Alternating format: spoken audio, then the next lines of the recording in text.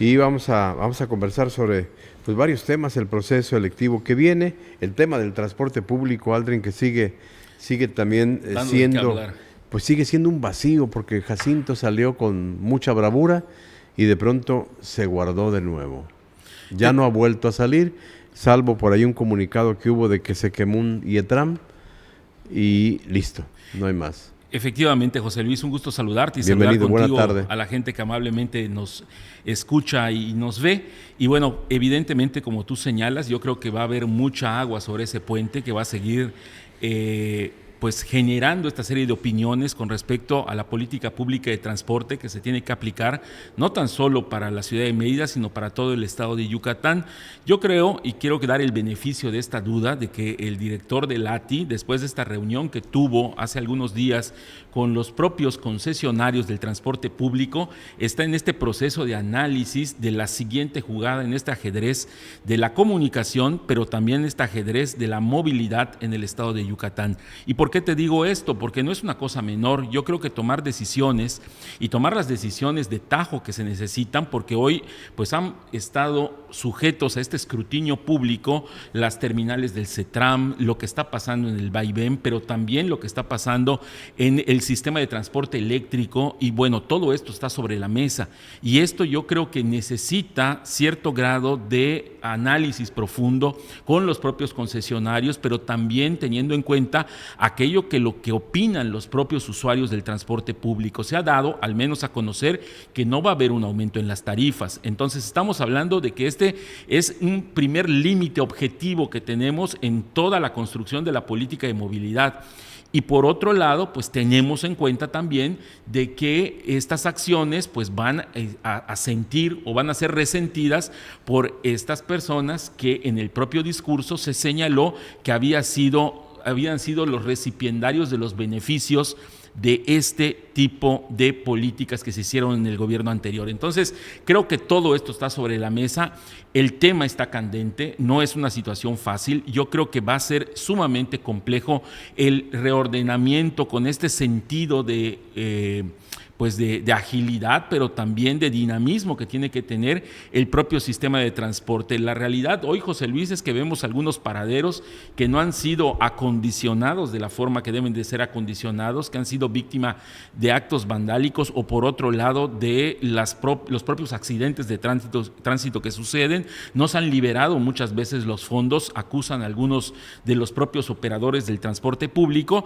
y todo esto está sobre la propia mesa. Pero este no es el único punto. El tema de la movilidad va a ser fundamental, pero en esta semana también, José Luis, y esto es otro tema para el Congreso del Estado, es sin lugar a dudas estos dos golpes. ¿Por qué digo dos golpes? Se lanzó bombos y platillos cuando se hizo la reforma judicial, esta segunda reforma judicial después de la reforma que se hizo en el gobierno anterior. Posteriormente, misma que fue también tildada de inconstitucional en algunas porciones de este mismo decreto y que en este caso la titular de la Comisión Nacional de los Derechos Humanos, José Luis, había tildado en algunas porciones, insisto, de inconstitucional, cosa que se gana. Y dicen, oye, esto que se hizo como reforma judicial fue inconstitucional, sin embargo, ya hay hechos consumados y que todo se quede igual, y es por esto que existían estos últimos magistrados con el aumento que hubo de magistrados. Bueno, pues resulta que esta reforma, que fue aplaudida por tirios y troyanos, esto es, gente del Partido Acción Nacional, gente del propio Partido Morena, pues fue muy interesante porque ellos dijeron vamos a hacer una reforma a la yucateca. Bueno, pues esta reforma a la yucateca, José Luis, no pasó al menos el beneplácito de la propia Comisión Nacional de Derechos Humanos, pero voy más allá. Hace unos días, el día de antier, se presenta también otra acción de inconstitucionalidad por otros porciones del mismo decreto, en donde ni más ni menos la promovente de la acción de inconstitucionalidad es la Presidencia de la República. Es la propia consejera de los asuntos de la presidencia la que presentó, que fue admitida por la propia Suprema Corte de Justicia. Entonces tenemos ya dos acciones de inconstitucionalidad y que pues yo creo que el Congreso tendrá, y el propio titular del Congreso tendrá que tomar estas de alguna forma, o las políticas que se vayan dando a partir de la resolución que en su momento haga la Suprema Corte de Justicia. ¿Qué puede pasar? Pueden pasar muchísimas cosas. Se puede tildar de inconstitucional esto que se está señalando dentro del propio Congreso y echar por tierra no estas elecciones, pero sí que no se hayan hecho elecciones por los otros 6 magistrados y posteriormente tener que hacerlas. ¿Esto qué quiere decir? Esta parte de los fuegos de artificio que hemos estado viendo, pues no tan solo van a continuar, sino que pueden ser mucho más profundos, José Luis. Y esta situación verdaderamente es de preocuparse por las connotaciones de carácter político, porque estamos hablando de un Congreso que quiso hacer las cosas a la yucateca, pero que tienen el sesgo inequívoco del centro, diciéndole, esto no va por allá.